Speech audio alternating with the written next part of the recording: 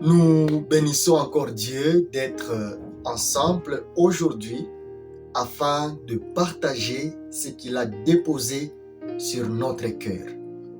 Aujourd'hui, nous vous partageons 10 leçons que Dieu nous a apprises dans les 48 heures passées.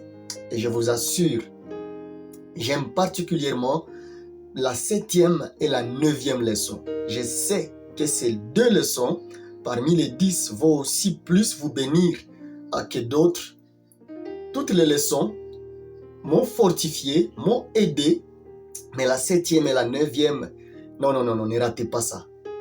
Et Dieu qui fait tout avec un but, je suis très sûr et convaincu qu'il va atteindre ces buts-là, les buts qu'il laisse que vous puissiez tomber sur cette capsule. Je m'avais vous préparé, avant de les attaquer, que ces 10 leçons peuvent changer votre vie et votre manière de vous considérer et de considérer Dieu. Et donc, soyez là, pisez votre part, laissez Dieu vous communiquer à vous. Que ces leçons ne restent pas des logos, mais que ce soit un rhéma pour quelqu'un. Je donne ce message avec une forte conviction que l'Éternel vient aider une personne qui m'écoute maintenant. Et cette personne, c'est toi. Voilà pourquoi je vais plus te tutoyer pour que ce message puisse être particularisé. La première leçon que j'ai apprise est que la vie peut changer brusquement. En peu de temps, tout peut basculer. De la douleur à la joie, de la pauvreté à l'élévation et vice-versa. Tout peut changer en rien de temps. Le psalmiste au 30e chapitre, le 6e vers nous dit: le soir arrive le pleur et le matin les cris d'allégresse. Et donc, même si aujourd'hui tout est difficile pour vous, demain peut être glorieux. C'est là que j'ai une amie à qui j'aime rappeler ces mots en Swahili. J'aime le dire mazuri ikombele. Demain peut être glorieux, même si aujourd'hui tout est presque difficile pour toi. Cependant, souvenez-vous, puisque la vie peut changer brusquement, le contraire est aussi possible. Pensez à Samson, lui qui, avant de donner son secret à Delilah, il était un homme fort, un homme qui pouvait même saisir les lions et les déchirer. Mais après avoir donné son secret à Delilah, en un bout de temps, il s'est retrouvé un homme absolument sans force. Et ses ennemis l'ont saisi et ont arraché ses yeux, ont brûlé ses yeux, et il a fini sa vie sans plus voir le soleil. Bien-aimé, la vie peut changer brusquement. La deuxième leçon que j'ai apprise et que Dieu m'a vraiment rappelé dans les 48 heures passées est que les vraies personnes que toi tu as, les vraies personnes que moi là j'ai, ce sont les personnes qui me seront révélées pendant les moments difficiles. Vous savez, les épreuves révèlent qui est qui.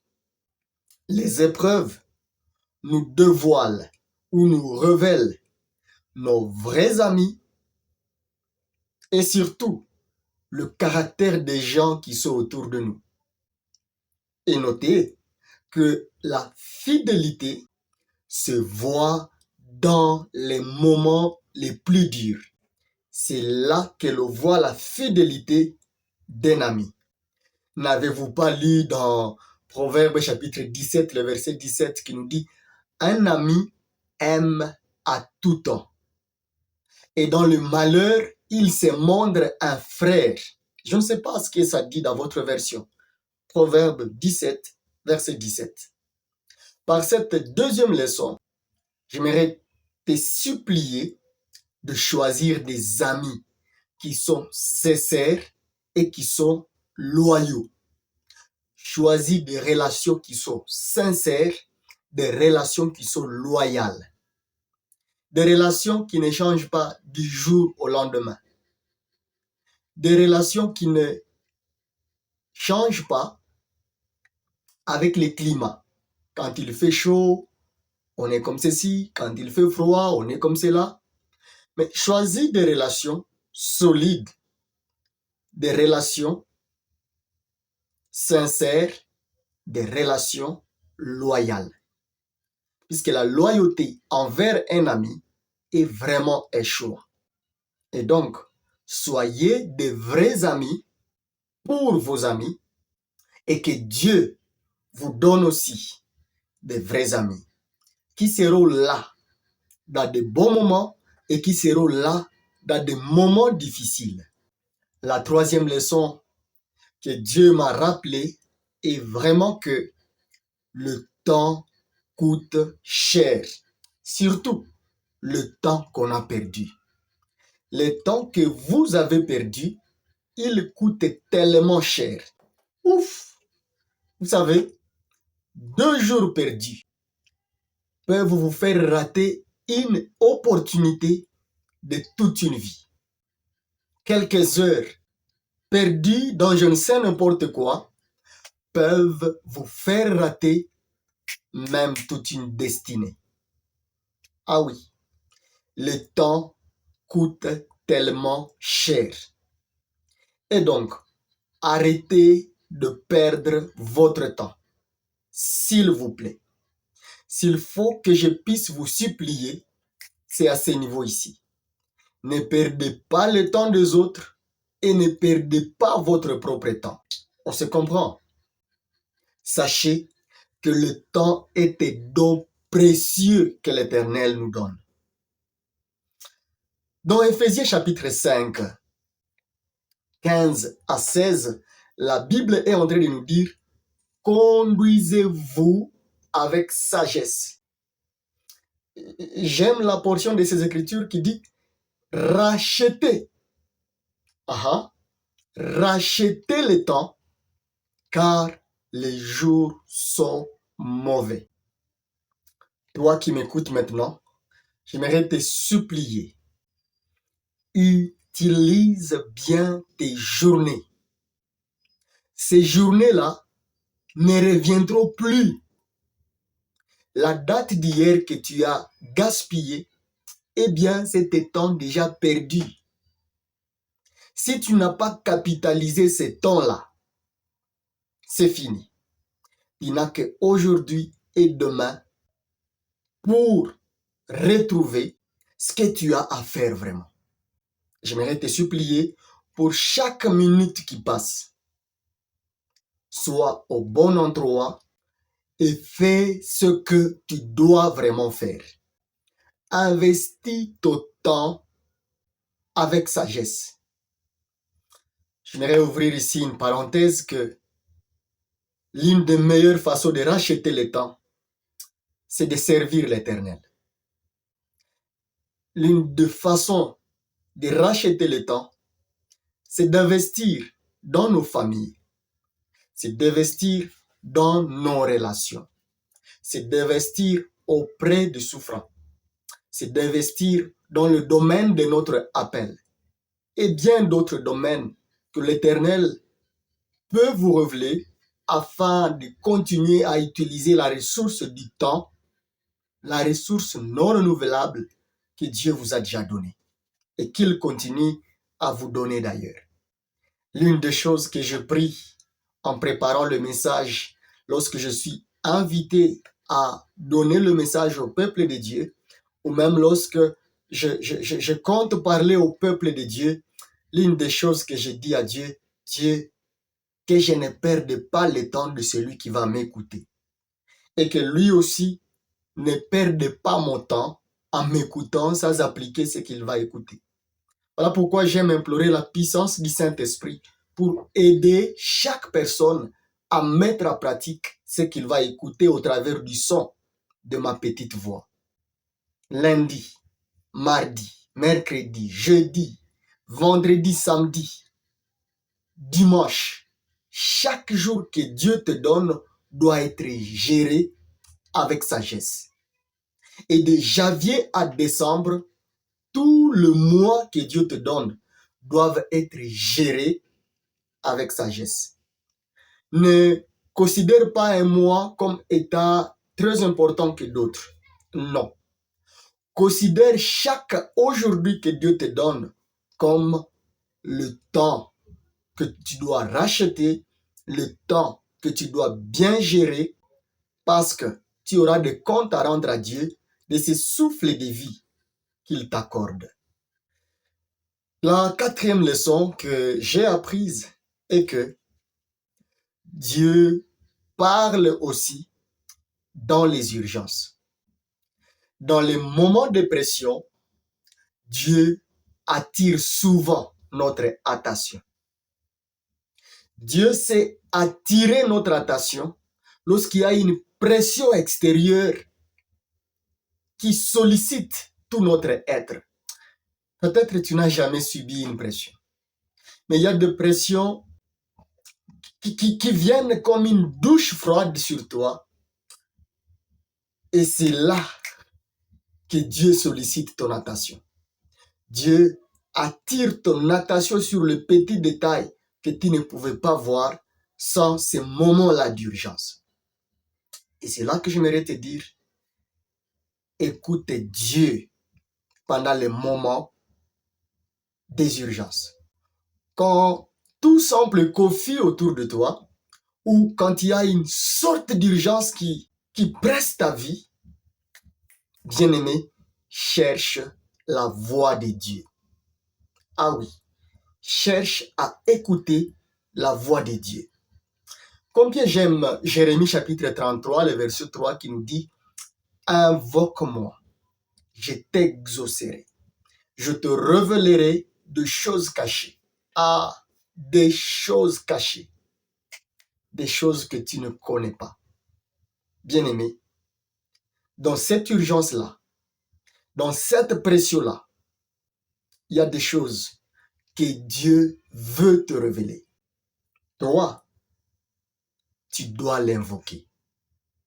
Et quand tu invoques l'Éternel, il te répond.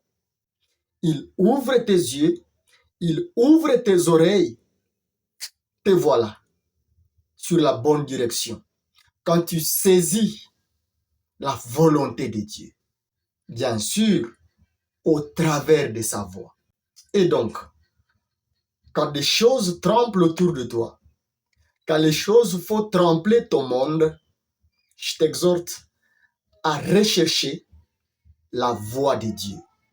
La cinquième leçon que Dieu m'a enseignée et m'a rappelé dans les 48 heures qui sont passées, c'est que notre Dieu exauce toujours nos prières.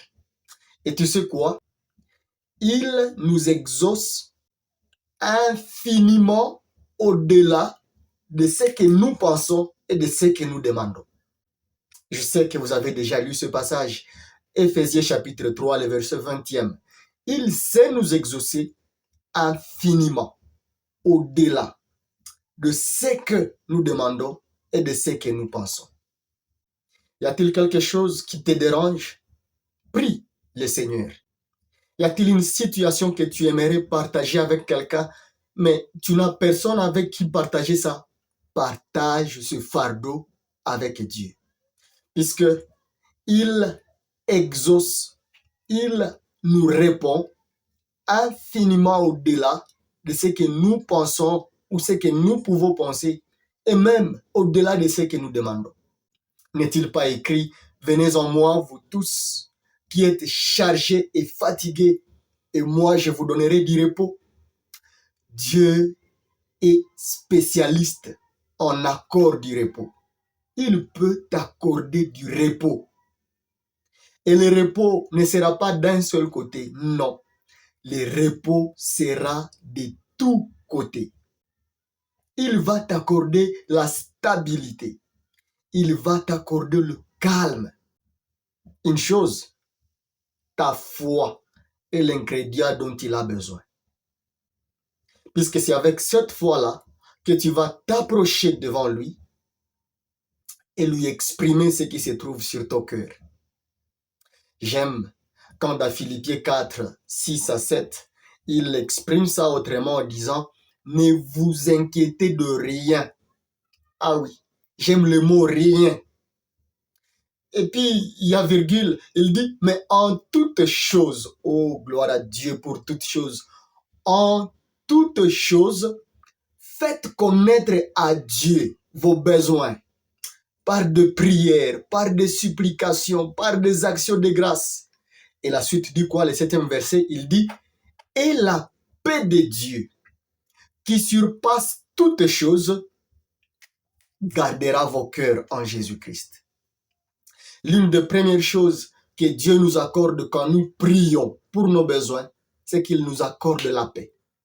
Quand nous venons devant lui avec la pression, il nous accorde au-dessus de tout la paix. Ce shalom. Quand nous venons avec nos besoins, il nous donne au-delà de nos besoins la paix. Il va exaucer nos prières, mais il va aussi nous donner la paix. Avant même que nous ne puissions palper l'exaucement de notre prière. Que la paix de Dieu soit au partage, toi qui écoutes ce message maintenant. Que le Saint-Esprit, alors que tu vas prier, dépose dans ton cœur la paix de Dieu. Et ça, c'est parce que Dieu exauce toujours infiniment au-delà de ce que nous demandons et de ce que nous pensons. Ah oui, confie-toi en lui et tu verras ce que je dis, que c'est vrai et vérifiable. Ce que j'aime ici, c'est que ça sera maintenant vérifiable dans ta vie, toi qui écoutes cette capsule maintenant. La 6e leçon que Dieu m'a enseignée et m'a rappelé est que l'un des gestes puissants d'adoration, écoute-moi très bien, l'un des gestes puissants d'adoration qu'un homme puisse poser, c'est d'accepter la volonté de Dieu. Ah oui, la volonté de Dieu. Des fois, cette volonté est dure à accepter. Cette volonté touche notre cœur. Elle nous fait pleurer. Elle nous fait saigner. Mais cette volonté de Dieu est la meilleure. En fait, j'aime dire et le répéter que la volonté de Dieu, c'est notre vrai besoin.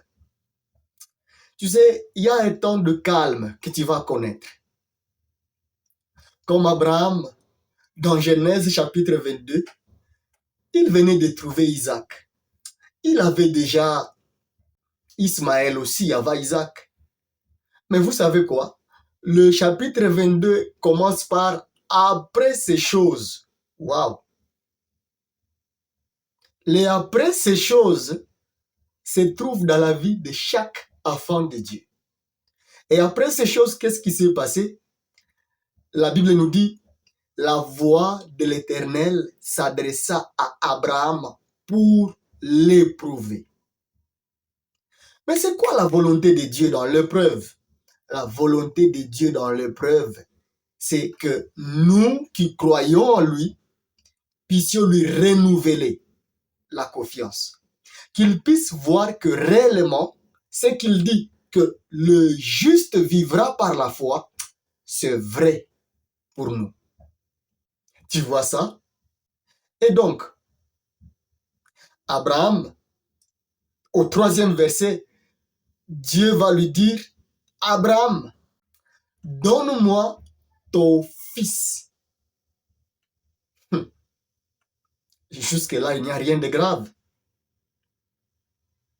Mais il y a une virgule là-bas. Ton unique. Ça commence à devenir intéressant et tiquant dans les oreilles d'Abraham.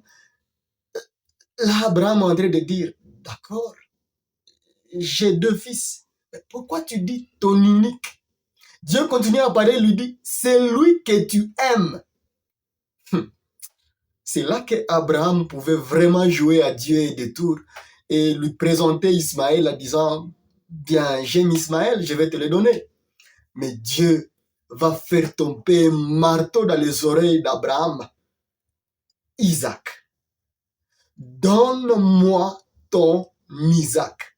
Ah, Dieu, toi aussi, Seigneur, qu'est-ce que tu me veux? Premièrement, tu me l'as donné quand je suis devenu vieux. C'est lui qui est supposé être mon héritier. C'est lui qui doit vraiment prendre toute la charge de ma vie. Tout ce pourquoi j'ai peiné dans la vie, il doit continuer ça tant que mon fils. Puisque je n'avais pas d'héritier, tu m'as donné un héritier, encore tu le reprends, Seigneur. Quand même, sois aussi humain. Là, je me mets à la place d'Abraham en train de discuter avec Dieu. Il allait dire, sois aussi humain quand même, Seigneur. Sois humain. Mais Dieu a dit, prends Isaac. Lève-toi avec lui. Va me l'offrir sur le mont Morija. Oh, Morija. À Morija, c'est là que Abraham est censé donner Isaac. Et vous savez quoi? Morija, c'était très loin. Et je me posais la question, pourquoi Dieu a choisi Morija à autant de kilomètres de là où Abraham était? C'était toujours une partie du puzzle de Dieu qui cherchait à voir les cœurs, les temps du cœur d'Abraham. Je m'imagine, après avoir franchi un kilomètre, puisque chaque pas qui menait vers Morija approchait du lieu du sacrifice, Abraham pouvait se dire, je ne me répands. Dieu, pardonne-moi, mais ça, tu m'as toujours demandé tout ce que je peux faire, je t'ai toujours donné. Mais ça, Dieu, en tout cas, pardon, comme on le dit en Swahili, au moins mie na wewe Mungu, tunakosana. Mais Abraham n'a pas fait ça. Il n'a pas dit, Dieu, reste Dieu dans ton monde, moi aussi je reste homme ou humain dans mon monde. Merci de m'avoir connu, reste là avec toi, je reste ici avec moi. Vous voyez, Abraham n'a pas fait ça. Bien au contraire, il a osé lever la main. Vous connaissez l'histoire sur Isaac. Et Dieu a retenu la main d'Abraham. Il lui a dit, je sais maintenant que tu m'aimes. Quelle merveilleuse histoire. Tu sais, accepter la volonté de Dieu, même si c'est difficile pour toi, c'est un geste d'adoration qui touche le cœur de Dieu. Je ne sais pas, dans ta situation, quelle est la volonté de Dieu? Quels sont les signes qui montrent que, malgré tout, c'est ça la volonté de Dieu? D'après tout ce que j'ai déjà appris, c'est ça la volonté de Dieu. Mais tu trouves que c'est une volonté que je peux dire indigeste pour ton être.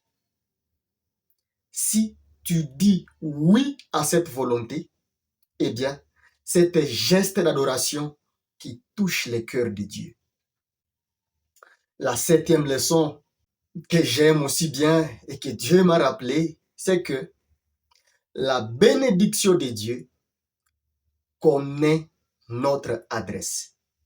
La bénédiction de l'Éternel connaît ton adresse. Dans le livre de Josué, au 1er chapitre, le 3e verset, Dieu est en train de rappeler la promesse qu'il avait donnée au peuple dans, je pense, Deutéronome, 11, 24, si j'ai bonne souvenance, veuillez vérifier ce passage dans votre Bible. Il avait déjà dit au peuple de Dieu, tout lieu où foulera la plante de votre pied, je vous donne ces lieux. Maintenant, dans Josué 1er, le 3e verset, là, c'est la particularisation de cette promesse à Josué. En tant que chef du peuple, Dieu lui rappelle sa promesse. Il dit, tant que tu vivras, nul ne tiendra devant toi.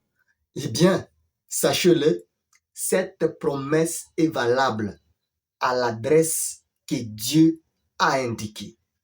C'est là que j'aimerais dire, tout lieu où foulera la plante de votre pied, Dieu vous donne ces lieux pourvu que ce soit les lieux que Dieu vous a indiqués.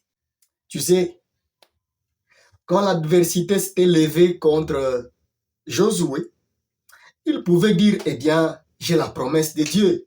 Je peux aller n'importe où, Dieu va me donner cet endroit-là. Mais non. Il a continué à monter vers Cana. Puisque Cana, c'était le lieu que Dieu avait promis au peuple d'Israël. Dans le Deutéronome, là, 11, 24, je ne sais pas vraiment si c'est le beau passage, Dieu était en train de dire au peuple, vous aurez pour territoire du désert de Liban jusqu'au fleuve d'Euphrate et jusqu'à la mer occidentale. D'autres versions parlent de la mer Méditerranée. La Méditerranée. Vous voyez ça? Dieu avait déjà délimité un territoire précis où il avait placé la bénédiction du peuple d'Israël. Josué, pour ce fait, tu ne vas pas descendre à Libye et chasser les Libyens, chasser le peuple du Sud pour dire tout lieu où foulera la plante de mes pieds, Dieu m'a déjà donné ces lieux. Non, il ne sera pas avec toi. Mais la bénédiction va marcher avec toi à l'endroit où Dieu a déjà dit que cet endroit ici, je te bénirai ici.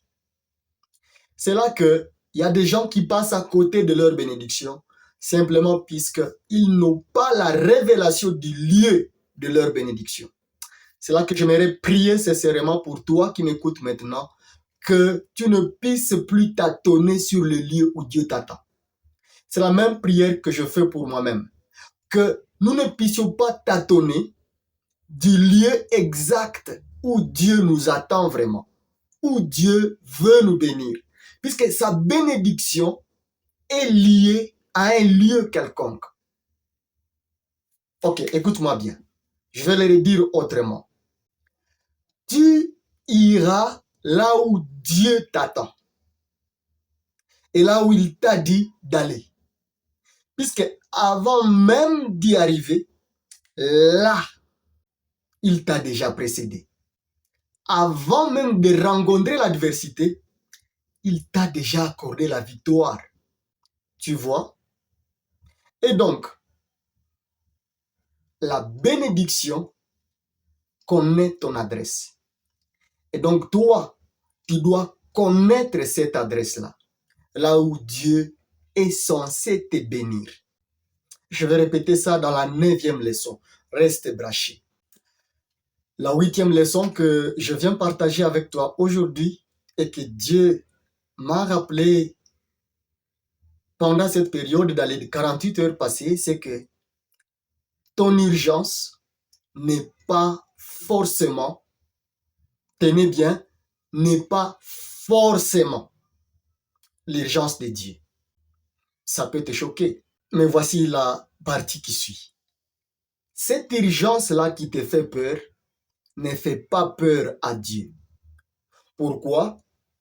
Parce qu'il sait déjà comment tirer gloire de tes échecs et de tes réussites. C'est là que dans Daniel chapitre 3, j'aime 3 jeunes garçons dont on parle et j'aime la portion qui va du 16e au 18e verset où on est en train de parler de Meshach, Shadrach et Abednego qui sont en train d'affronter le roi. Et le roi est en train de dire, vous ne voulez pas vous incliner devant la statue que j'ai érigée pour que tout le monde puisse s'incliner. J'aime la réponse de ces trois jeunes. Ils ont dit, nous n'avons même pas besoin de te répondre sur ce sujet-là. Vous voyez? Pourtant, ils étaient dans un état d'urgence. Mais puisque leur urgence ne faisait pas peur à Dieu, cela leur avait donné de l'assurance. Je ne sais pas l'urgence dans laquelle tu te trouves maintenant, mais le fait de savoir que ton Dieu sait tirer gloire de tes échecs et de tes réussites, sois confiant en Dieu et laisse-lui faire comme il veut. J'ai beaucoup aimé les cantiques du serviteur de Dieu, Atom Sumboma, avec le groupe Gaël, où il chante Ozuaka Kembo, Namakambo Nyoso. Et Nyoso là, c'est vraiment tout. Il dit, tu sais tirer gloire de toutes choses. Et il ajoute, j'aime vraiment ce vers-là, et c'est pratiquement le refrain de ce cantique. Il dit, comme tu veux, tu sais tirer gloire de n'importe quoi. Tu sais tirer gloire de tout ce que tu veux. Namakambo nyoso. Dieu sait se tirer gloire. Vous savez, j'aime beaucoup regarder Ruth avec Naomi et Orpa, ces trois veuves qui se sont retrouvées à Moab.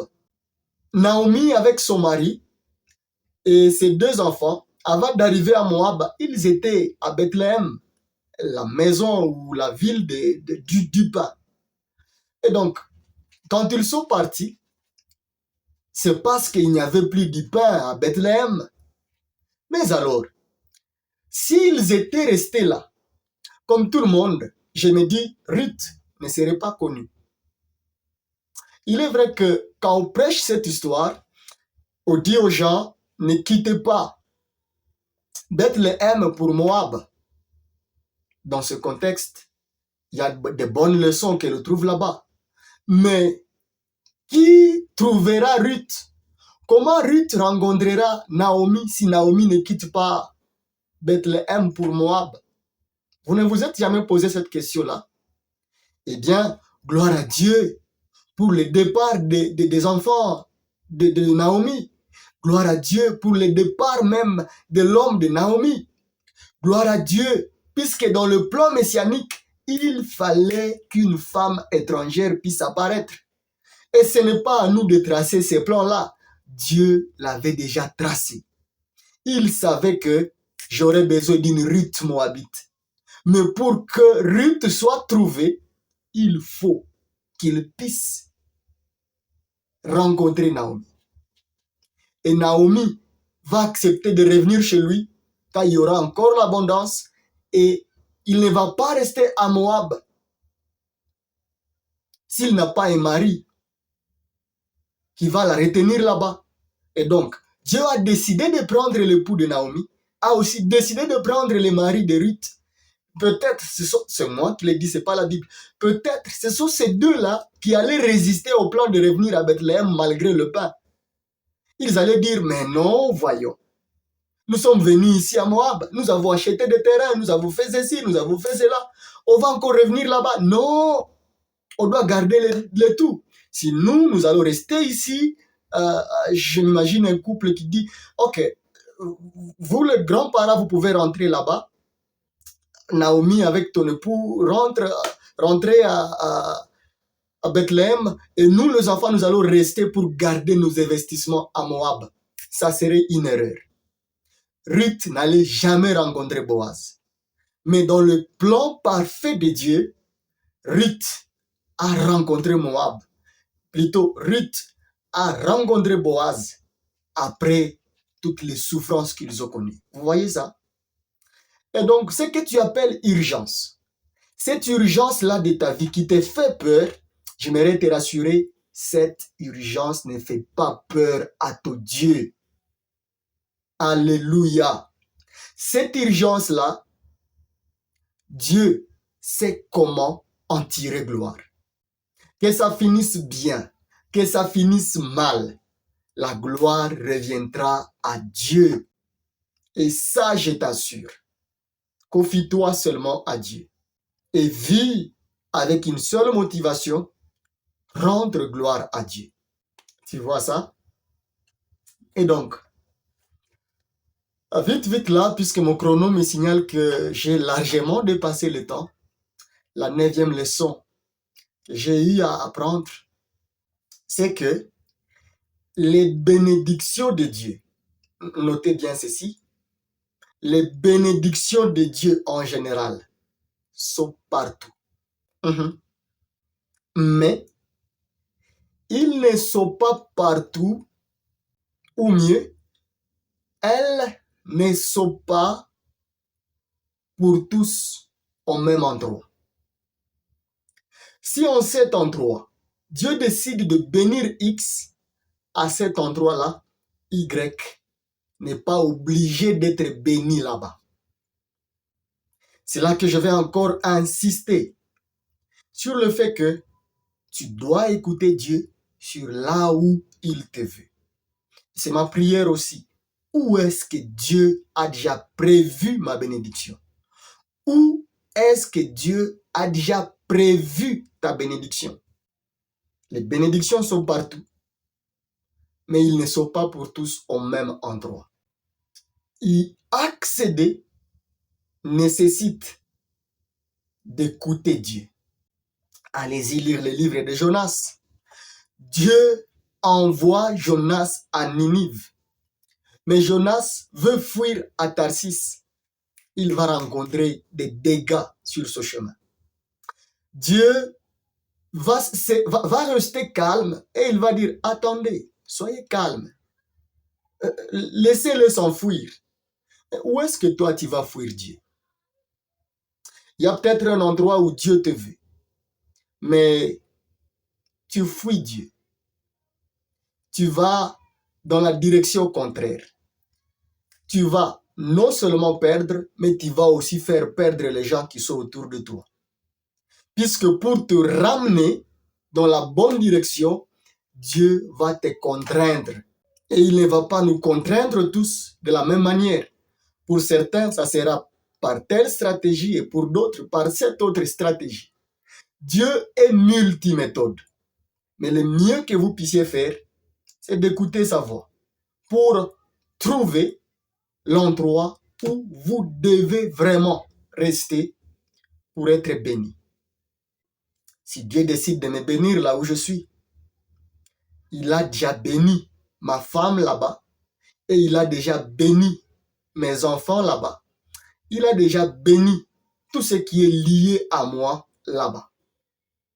Et quand il décidera pour chacune personne qui m'entoure, pour dire, ok, il est temps pour que je bénisse le fils aîné ou le fils cadet tel part, lui-même frayera le chemin. Et quand il dira, ok, même là où tu es, c'est le temps de plier ta tente, de partir telle part, ça sera fait. La vie avec Dieu n'est pas une vie statique. C'est une vie dynamique. Oh, combien j'aime 1 Roi chapitre 17, où Élie, après avoir prononcé la sentence venue de lui-même, en disant, 3 ans à ma parole, il n'y aura pas de pluie. Il ajoute, ni rosée. Les gens quand même allaient se contenter de la rosée du ciel. Mais Élie a dit, il n'y aura pas de pluie, ni de rosée, sinon à ma parole. Je m'imagine la colère du roi Akab en écoutant Élie et en sachant que c'était un serviteur de Dieu qui, tout ce qu'il disait ne manquait pas d'arriver. Mais après cela, puisque Dieu savait que Élie sera recherché, il a dit à Élie, Élie, c'est bon, va alors te cacher. Et tu vas te cacher où? Tu as annoncé qu'il n'y aura pas de pluie. Et le manque de la pluie, la sécheresse, va précéder la famine. C'est que les bêtes n'auront pas à boire, les humains n'auront pas à boire, les champs vont sécher, les productions des gens vont sécher, tout ce que les gens vont mettre sous la terre, puisqu'il n'y a pas de pluie pour féconder ou pour rendre la terre productive, rien ne va sortir de la terre. Mais toi aussi, Élie, tu vas vivre comment? Tu vas manger quoi? Tu vas boire quoi? Vous voyez? Dieu va dire, va, descends vers le torrent de Kérit. Ça, c'est au 3e et au 4e verset. Il dit, là, tu boiras de l'eau du torrent. Ce n'est pas tout. Élie, là, j'ai ordonné au corbeau de te nourrir. Ce n'était pas un seul corbeau. Hein. En lisant ma Bible, j'ai constaté que c'était beaucoup de corbeaux. Il dit, là, j'ai déjà ordonné au corbeau. Je m'imagine, les corbeaux pouvaient faire des tours en disant, bon, aujourd'hui c'est le tour de tel pour aller chercher à manger pour Élie. Waouh, c'était merveilleux, c'était fantastique. Si Élie avait dit, non, je suis homme de Dieu, je ne vais pas aller me réfugier quand même près des torrents. Non, je ne vais pas mourir. Élie allait mourir de faim.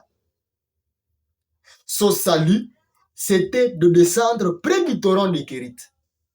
Et quand le torrent là était en train de diminuer, Dieu va encore dire à Élie, Élie, lève-toi, monte le long du fleuve, va, passe à gauche, passe à droite, passe comme ça, passe, va à Sarepta.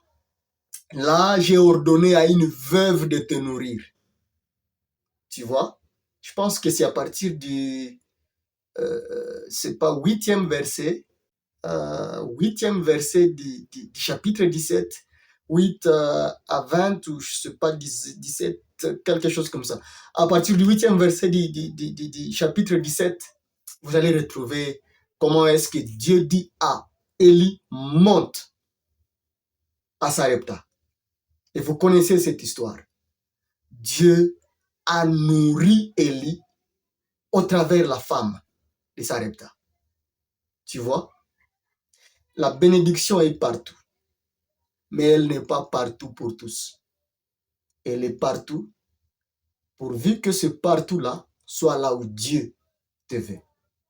Ne regarde pas les gens qui sont bénis à un endroit et dire, ok, moi aussi je vais fuir là-bas pour être béni. Peut-être il n'y a pas ta bénédiction là-bas. Si tu n'es pas stable dans la vie, tu risques de perdre ce que Dieu t'a déjà réservé. Je t'en supplie, mon frère. Je t'en supplie, ma sœur. Écoute Dieu. Rassure-toi que celui que tu écoutes avant d'aller quelque part, c'est vraiment Dieu. Pour que tu ne rates pas tout ce qu'il a déjà prévu pour toi. Que Dieu m'aide et qu'il t'aide toi aussi qui écoutes ce message. La 10e leçon que Dieu m'a enseignée et rappelée dans les 48 heures passées, c'est que il faut agir maintenant ou attendre selon la voix que tu entends. Je vais le répéter. C'est soit le temps d'agir, soit le temps d'attendre. Mes amis proches savent ce principe de moi. Lentement, mais sûrement. J'aime marcher lentement dans la bonne direction que de courir dans une mauvaise direction. Et donc, c'est soit le temps d'agir, soit le temps d'attendre. Alors, c'est quel temps pour toi dans ce que tu vis maintenant? C'est quel temps? Le bon moment pour commencer, c'est peut-être aujourd'hui. Un autre moment, c'est demain, si Jésus-Christ ne revient pas. Ou s'il ne vient pas te prendre. Mais le passé est déjà passé. Je ne t'appelle pas à courir. Mais je t'appelle, voyez là où j'insiste, à écouter la voix de Dieu pour savoir là où tu vas vraiment. Combien j'aime Galates 5, 22, où l'on dit le fruit de l'esprit, c'est l'amour, c'est la joie, c'est la paix, c'est la patience, c'est la bénignité, c'est la fidélité. C'est quoi encore? C'est la douceur, c'est la tempérance ou la maîtrise de soi. J'aimerais souligner ici la patience. Nous voyons à un moment donné dans la vie de David, Dieu a dit à David, monte et attaque, car j'ai mis ses ennemis entre tes mains. Mais j'aime l'attitude de David. Avant de faire quoi que ce soit, il consultait l'Éternel.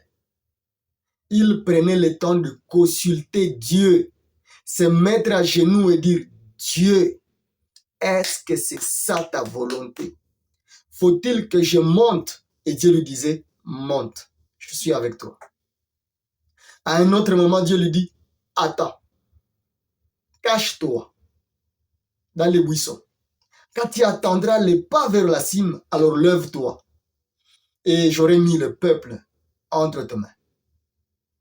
De tes ennemis, bien sûr. À un autre endroit encore, au lieu de monter, au lieu d'attendre, Dieu dit à David, contourne. Je pense quand vous lisez dans 1 Samuel chapitre 30, le verset 8e, David interroge Dieu. Quand on a pris sa femme et ses enfants, on a pris les femmes déjà avec qui il était, il a dit, Dieu, monterai-je? Dieu lui a dit, monte. Et il hésitait encore. Il a dit, poursuivrai-je? Dieu a dit, poursuis. Et tu vas même ramener tes femmes et les femmes des autres. Tu vois ça? La même chose se répète. Dans 2 Samuel chapitre 5, je pense le verset 20, ou c'est pas 23 et suivant, où David est en train d'interroger Dieu et il lui dit, vais-je monter, Seigneur? Mais David pouvait se dire, ah, Dieu m'a déjà dit qu'il est avec moi. Je vais monter, je vais gagner, je vais. Et non. David a continuellement demandé à Dieu, qu'est-ce que je dois faire, Seigneur? Et c'est dans cette attitude-là que David a eu ce succès. Voilà un peu de mots ce que je voulais partager avec toi aujourd'hui. Et ma prière la plus profonde pour toi et pour moi, c'est que nous puissions capitaliser chaque leçon que nous venons d'attendre dans cette capsule. Tu sais quoi? Tu peux m'écrire et me partager un moment de ta vie. Et nous pouvons prier ensemble avec toi dans cette situation-là que tu traverses. Et je te supplie aussi de prier pour moi lorsque le Saint-Esprit va te demander de prier. Et si tu manques de mots, puisqu'il est aussi écrit qu'il nous arrive des fois à ne pas savoir ce qu'il nous convient de dire devant Dieu, prie pour moi en esprit. Et l'Esprit de Dieu va te donner des mots parfaits pour prier pour moi. Et si tu veux bien vouloir nous partager aussi la leçon qui t'a béni parmi les 10 en commentaire, nous serons heureux de te lire personnellement et de continuer à prier pour toi. Faute du temps, je ne vais pas faire le rappel de toutes ces 10 leçons ou résumer mon message d'aujourd'hui, mais je laisse le Saint-Esprit te faire le rappel et te diriger dans la prière personnelle là où tu es maintenant. Merci à toi de t'abonner sur notre chaîne si ce n'est pas encore fait et de partager ce message autour de toi. Et donc pour moi, on fixe rendez-vous pour la prochaine capsule. Que Dieu t'aide à mettre en application ce message et à prendre de bonnes décisions pour ta vie et qu'il te bénisse.